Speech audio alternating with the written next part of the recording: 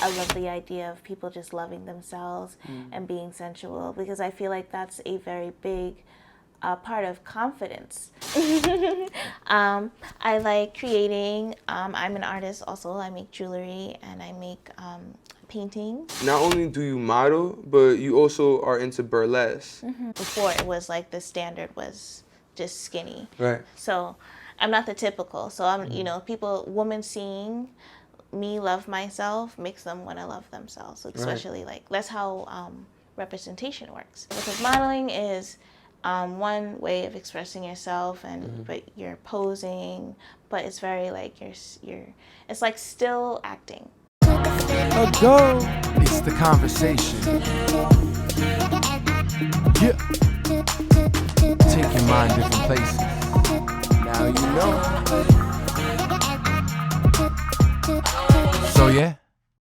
So yeah, we got Blossom in the crib. What's up? Hi. How are you?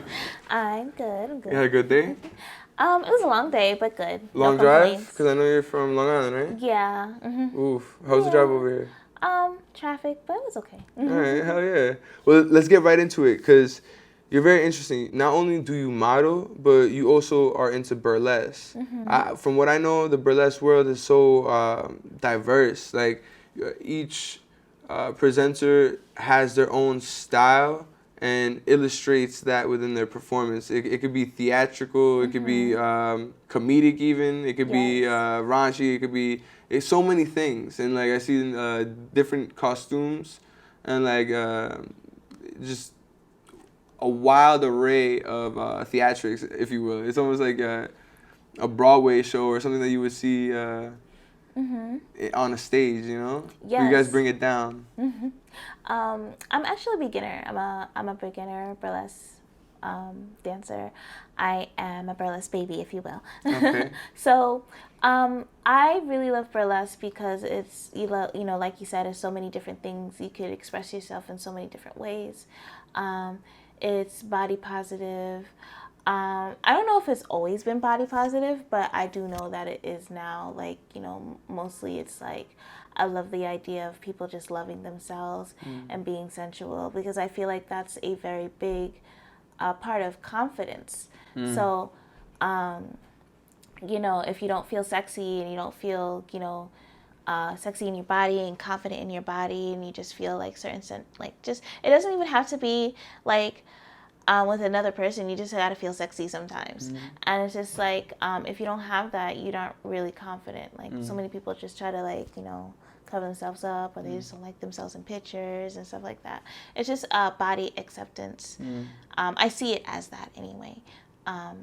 So many different sizes, everyone just loving on themselves. And so many people come, like husbands and wives, women, men, it's just so fun. I feel, to me, it's very magical. So I have a big passion for it. I got a few questions, but I want to go back on the feeling of sexy. What are some ways that you feel sexy, and how is that illustrated in your life? It's the way you take care of yourself. So you really gotta love yourself to take care of yourself. So whatever that means to you, for me, I have a ritual of taking care of myself in the morning, or when I get in a shower, I make sure I moisturize. This is a way of loving on yourself to make sure that you look good in the most possible way. Because you deserve it, and so everybody deserves that. Yeah. If you can't find loving somewhere else, to find it in yourself. I like that. Yeah. So yeah, it's just the ways that I feel sexy is just loving on myself like that, taking care of myself, doing the things that I enjoy doing, just having, What are some things that you enjoy doing? Oh, I like dancing. I like creating. I'm an artist also. I make jewelry and I make paintings. Wow. Yeah. So when did you get into making jewelry? I got into making jewelry about 3 years ago. Well, more like 5 years ago. I started making jewelry and stuff like that, and then I stopped. And then I met somebody who did make jewelry, and then I just started making it with her. We're not friends anymore, but it was still like a learning experience. Yeah. But yeah, she was a very big attribute in my jewelry making. So I just never stopped. It was just very therapeutic. So I started like making a business out of it maybe like 2 years ago, around 2020. Yeah, I think like 2020. Okay. Yeah, I started like, selling it and stuff. So I made my ring right here. Wow. Let me Yeah. just. Can I see it? Yeah, sure. I want to show the people. Hopefully, look at it good. Glimpse.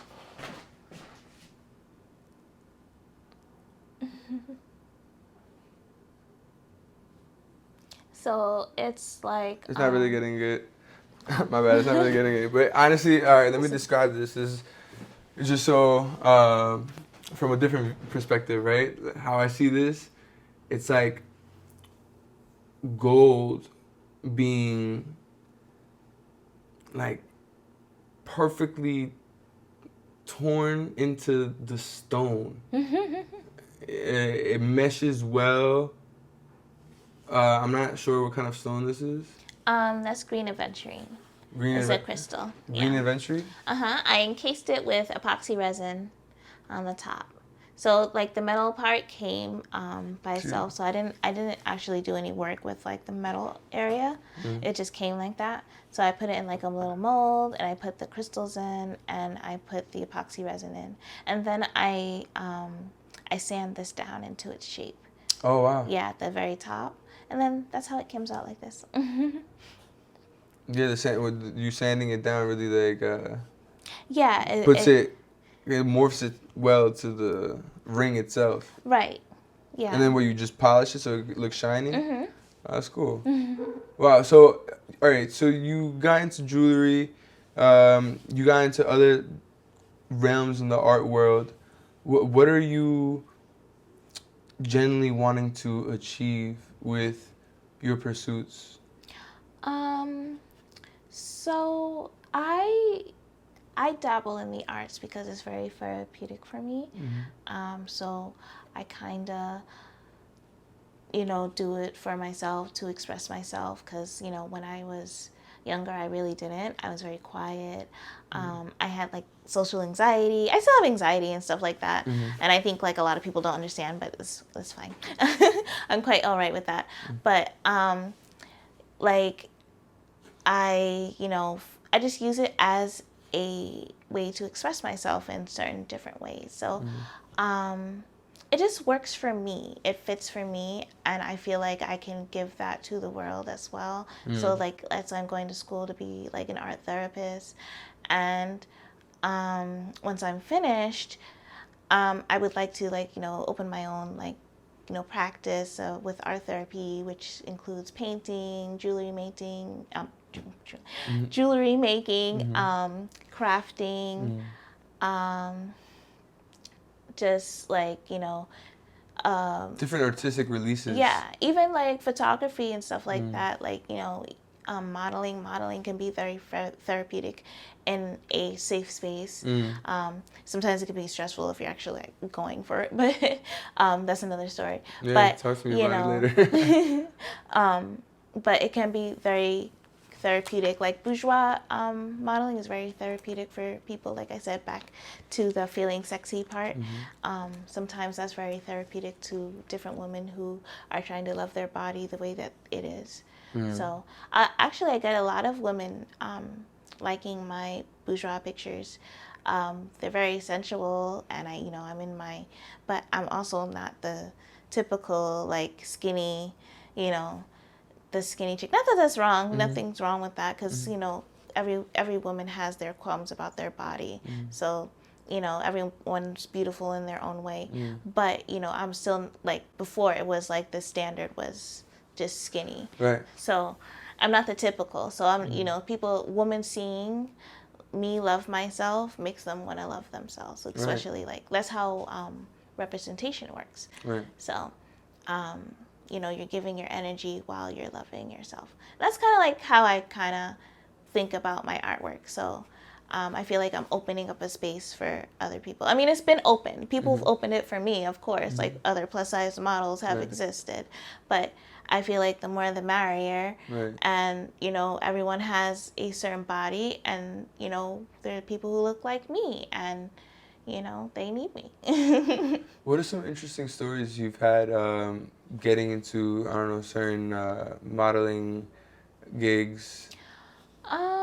Interesting stories. So, Let's say, all right, why don't you describe something that you went to a casting and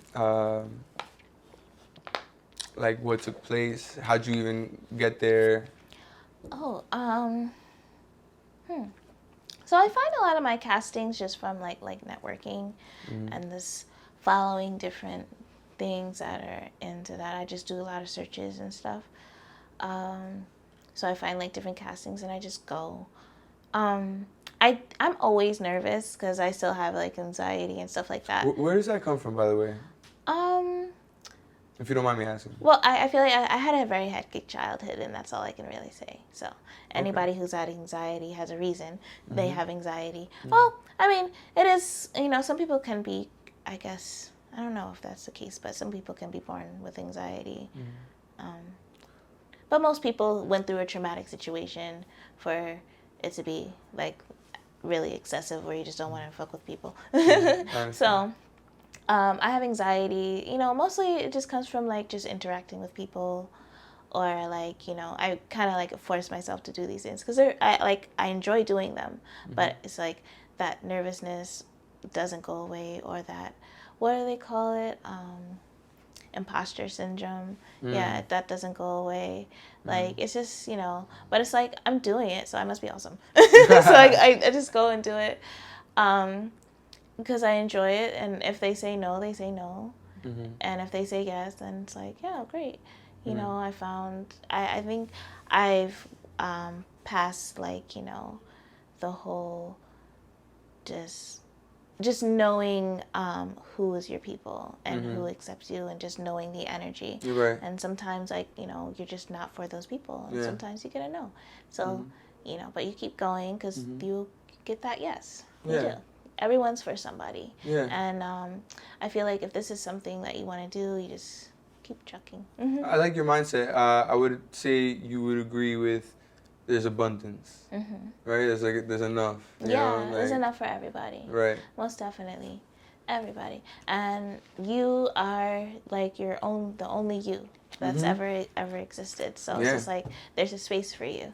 Like, you're here for something. So you keep going. Like, everybody gets no's. Even like the big people that we know, the stars, the famous people, they all have their stories of no. They all have their stories of the struggles that they've went through. Right. Like, a lot of them were homeless. A lot of them went through a lot of bullshit. Yeah. So it's just like, whatever you feel that you were put on this earth to do, and something you really enjoy, I say go for it. I like that. I really do. And you break it down so well. Very well spoken. Oh, like, thank you. Sometimes, it's one of those things that I feel like people connect with.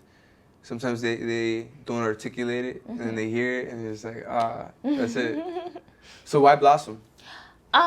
Blossom was because I was blossoming into like who I am today. So like I said, when I was younger, I was very soft, like, I'm very soft-spoken, but I was, like, very, very soft-spoken. I didn't talk to anybody. Wow. Like, I barely had any friends until, like, my 4th grade, and then I was, like, I had a few friends, like, maybe, like, 2 or 3 friends, but I was never, like, one of those people, like, who had, like, a whole bunch of friends, or, like, the popular people or anything. Right. And I always got teased and stuff. I was just quiet, and I didn't express myself at all. Like, I always cared about what people thought. Like, I just had a really rough upbringing, and then at home was, like, just terrible, so I'm not going to get into that, but whatever you want. But it was just, like, everybody has a backstory and stuff like that, or what have you, drama, family drama, stuff like that, typical. But my family drama affected me when I was young, so I was just, very quiet. And Blossom, I started modeling, like, probably in my 24th year, Yeah. So, You mean when you were 24? yeah, Mm-hmm. I was 24. Mm-hmm. So yeah, so I was 24 when I started modeling, and that's kind of like when I felt like I started like not giving a fuck what people thought, Mm-hmm. and really just loving myself and Mm. just doing the things that I really enjoy doing, Yes. and really dabbling into that. So Blossom was my name because I was blossoming. At first, it was like Indigo Blossom, Okay. but I I decided like that to. color, by the way. Yeah, I like indigo too. Yeah. That's why I got it. Are you an indigo child? No, I used to think I was, but I don't know. I don't really know, to be honest with you. Nobody does. Right, right. So, That's but I funny. really did like the color, and that was like, I was Indigo Blossom. But now I'm just Blossom, and I just feel like that's a great name for me. No, it definitely fits. It works so well.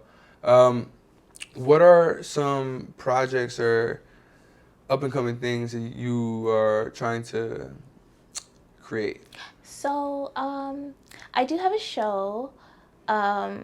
It's a burlesque show. I started like, dabbling and producing different art shows and stuff like that because, part of my art therapy journey to becoming an art therapist, I also want to, run different galleries. Um, so I'm doing this art show. It's a variety show, really. So it's a burlesque showcase. So there's the burlesque dancers, and then there's also singers, rappers, poets, comedians, and there's the artist that is displaying their stuff around the way, and also photographers that display their bourgeois and sensual work. So it's all about loving your body, men and women. There's no discrimination at all in that. Everyone's coming to love on themselves, love on each other. There's no negative energy. Like not in a way like it doesn't have to be touching at least with like consent. Like take this more or something. No, but it's just a way of like loving your body and just seeing people love themselves. Seeing different aspects of the way people portray the human body in a sensual manner. So this one is called, it's August 20th. It's on a Sunday.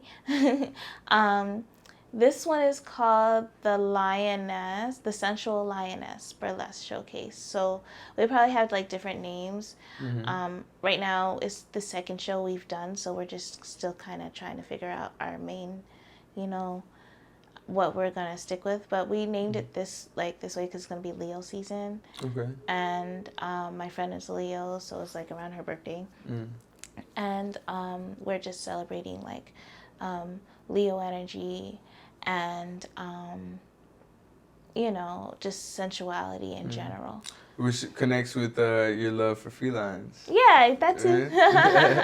Yes, exactly. I'm an Aquarius, but I do love like kitties. I love.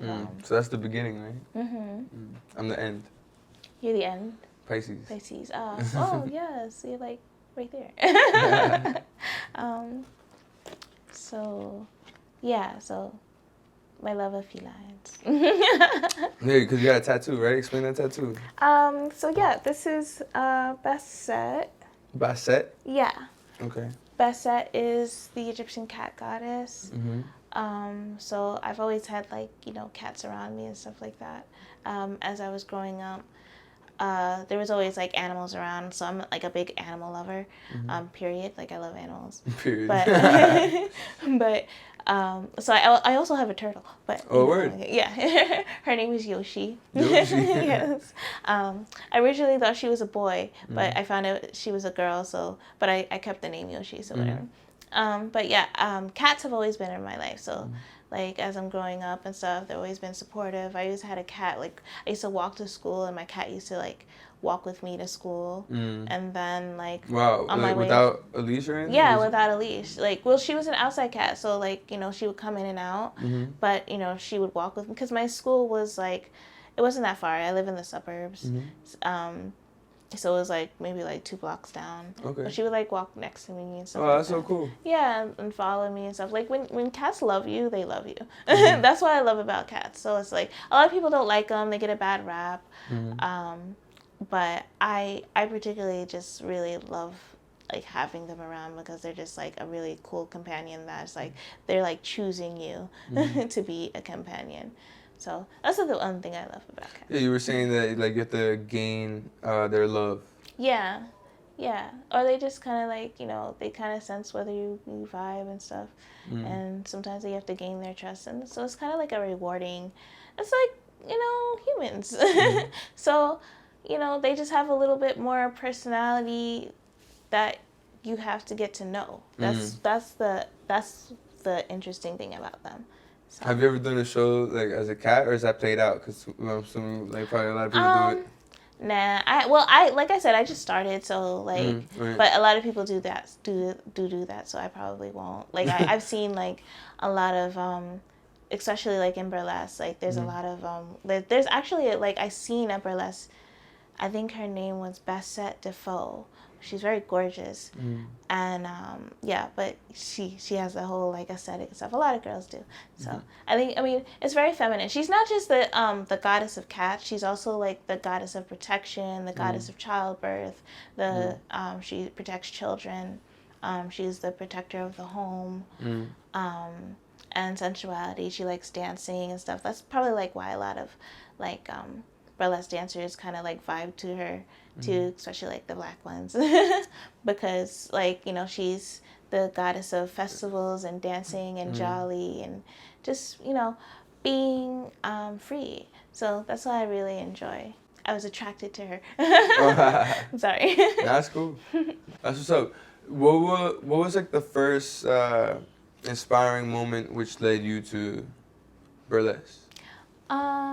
I've been watching burlesque for like a good while, actually. I've been watching the shows, just learning different things about it. Mostly on YouTube, though. I started watching it probably 2018. Yeah, 2018 is when I started like really looking into it because I did a lot of pinup modeling when I first started modeling, because modeling was the first thing that I did. So that kind of like opened that door for me. Like it just like was like I never saw myself as a dancer, so I never like actually, you know, pursued it. Yeah, right, tried, and I was like, I can't do that. I don't think I can do that at all. I just continued watching, and I was like, it just kind of started bubbling up, and it's like I want to express myself this way, and I want to move, and I feel like it's just like another level up of expression that I didn't do before, because modeling is one way of expressing yourself, and but you're posing, but it's very like you're it's like still acting. That's what modeling is. It's like, you know, you're still acting, and you're most likely advertising something or telling a story in all of your pictures, unless it's like just eye candy and you're just like, you know, being sexy. But there's nothing wrong with that. But you know, but most of the time I like telling stories, whether it's sexy or not. That's interesting. I never heard it